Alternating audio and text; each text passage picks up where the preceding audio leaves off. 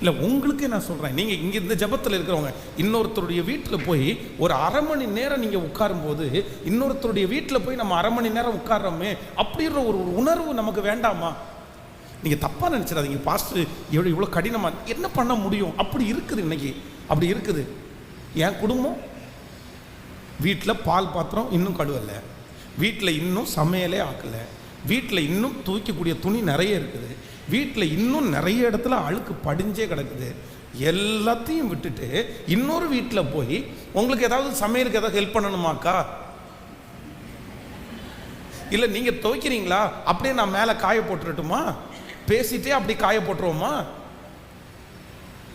பேசிட்டே அப்படி காய போட்டு நான் சொல்கிறேன், உங்களுடைய ரிலாக்ஸுக்காக உங்களுடைய அப்படி ஒருத்தரோட ஃப்ரெண்ட்ஷிப்பாக இருக்கிறது தவறல்ல. நீங்கள் வீட்டுக்குள்ளேயே உட்காந்து அடைஞ்சு கிடங்கன்னு சொல்லலை.